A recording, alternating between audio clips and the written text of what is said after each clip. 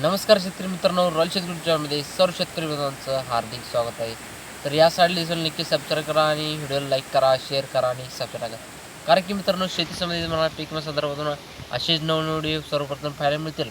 तर व्हिडिओला सुरुवात करूया. तर शेतकरी मित्रांनो, आपण याच्या माध्यमातून अखेर माननीय उपोषणाला यश मिळालेलं आहे आणि या सरकार झालेलं आहे.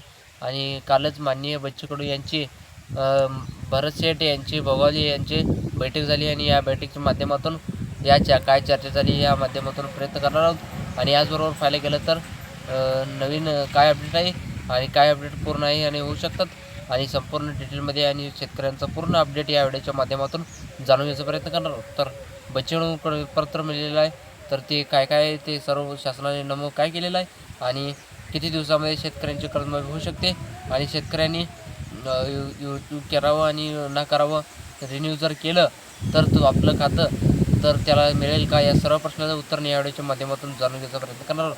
तर नमस्कार मित्रांनो, रॉयल शेतकरीमध्ये सर्व शेतकरी मित्रांचं हार्दिक स्वागत. तर व्हिडिओ नक्की लाईक करा, शेअर करा आणि सबस्क्राईब करा. आणि हे कर्जमाफी संबंध एक खास महत्त्वाचा व्हिडिओ आहे आणि व्हिडिओ नक्की लाईक करा, शेअर करा आणि सबस्क्राईब करा.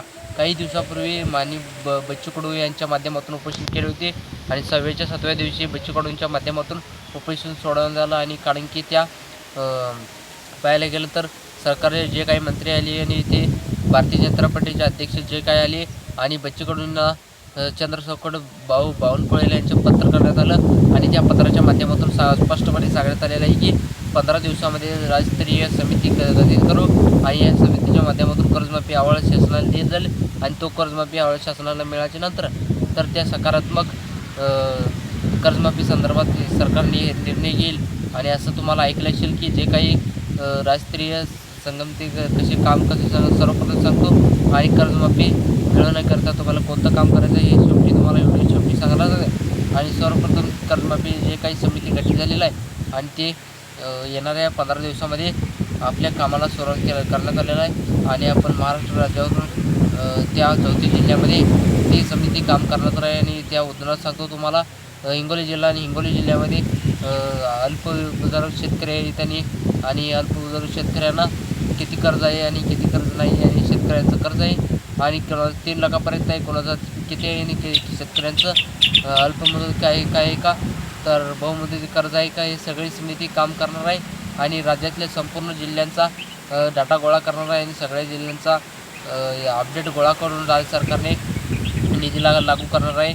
आणि जे काही सांगितलेलं आहे की कोणत्या बँकेचं किती कोटी रुपये शेतकऱ्यांना कर्ज आहे आणि किती लाखाचं कर्ज आहे, नॅशनल बँक असेल आणि इतर बँकाचं State Bank of India, State Bank of India, Maharashtra Bank of India, Punjab National Bank आणि किंवा राष्ट्रीय बँक जे काही प्रायव्हेट बँक आहेत त्या बँकेचं कर्ज सगळा अभ्यास त्या समिती करणार आहे. आणि या समिती सगळ्यात कर्जमाफीचा अहवाल ही सरदार सरकारने कर्जमाफी निर्णय घेण्यात येईल अशी बच्चू कडू यांच्याकडे पत्र देण्यात उल्लेख करण्यात आलेला आहे. तर आता आपण पाहिलं तर पत्र आणि कर्जमाफी संदर्भात शेतकऱ्यांना पात्र होण्यासाठी कोणती कामे करावी लागणार हे खूप महत्त्वाचं आहे. आणि आता शेतकरी मित्रांनो, बरेचसे सारे शेतकऱ्यांनी कमेंट करतात की सरकार जे काही कर्जमाफी सकारात्मक झालेलं आहे आणि ते सरकारनं कर्जमाफी करणार आहे आणि हे सरकार कर्जमाफी करणार आहे आणि हे तुम्हाला कर्जमाफी जर नाही केली तर तुम्ही उपोषणाला सुरुवात करणार आहे.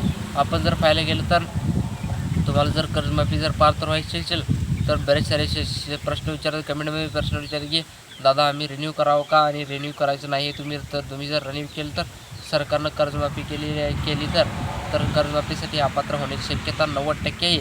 आणि त्यामुळे तुम्ही थकीत असाल तर सरकार कोणतंही जर आलं तर आतापर्यंत जे काही कर्जमाफीचं रेकॉर्ड आहे तर थकीत असलेल्या शेतकऱ्यांचा कर्जमाफी मिळत असते आणि हे मत स्पष्ट आहे आणि हे स्पष्ट केलेलंच आहे. आणि आतापर्यंत तुम्ही थकीत आहे आणि थकीत असलं तर वेळोवेळी त्याचा रिन्यू करून घ्या आणि तुम्ही जर रिन्यू कर्ज केलं तर रेग्युलर शेतकरी म्हणून व्हाल आणि थकीत होणार नाही. आणि कर्जमाफी हे तुमचं मिळायचं असेल तर तुम्हाला जे काही सध्या ते थकीत असेल तर कर्जमाफी 2 लाख 3 लाख 4 लाख काय 5 लाख असेल तर तुम्ही ठेवायचं आहे. आणि ते काही तुम्हाला जर पाहायला गेलं तर पुनर्गठन आणि काही शेतकरी पुनर्गठन करतात आणि त्या शेतकऱ्यांना पुनर्गठन कर्ज देत असतात. आणि आता जर पुनर्गठन केलं तर तुम्ही कर्जमाफी पात्र होऊ शकतात, हा शेतकऱ्यांचा महत्त्वाचा प्रश्न आहे. आणि परंतु आता पुनर्गठन केलं तर पहिलं कर्ज तुमचं माफ होऊ शकतं आणि दुसरं कर्ज आता उचलणार आहे. तुमच्या कर्जमाफी फार कमी आहे आणि आपण जुलैमध्ये कर्जमाफी करू शकता. आणि यानंतरचा प्रश्न आहे की सरकार जे काही कोणतं कर्ज असतात माफ करत असतं आणि काय माफ करत असतं तर ते सरकारनं फर्स्ट लोन घेत असतं. आणि शेतकऱ्यांना प्रश्न आहे की तर हे सगळं जे काही शेतकऱ्यांवरती कोणाचं होणं नसतं, एक जास्त लोक असतात. आणि आपण जर पाहायला गेलं तर आतापर्यंत जे काही कर्जमाफी केलेलं आहे छत्रपती शिवाजी महाराज महात्मा ज्योतिराव फुले ते शेतकरी शरद काळामध्ये काही कर्जमाफी करण्यात आलं. आणि आतापर्यंत जे काही कर्जमाफी रेकॉर्ड आहे तर हे रेकॉर्ड सरकार फक्त क्रॉप म्हणून माफ करत असतं. आणि शेतकऱ्यांचा 7 शेती घेतल्यानंतर ते सरकारनं फक्त माफ करताचं उत्तर कोणतंही माफ करत नसतं. आणि बरेच शेतकरी आपल्याला कमेंट करतात. तर नक्की व्हिडिओ लाईक करा, शेअर करा आणि व्हिडिओ एवढंच आहे. पुढच्या व्हिडिओ धन्यवाद. जय महाराष्ट्र.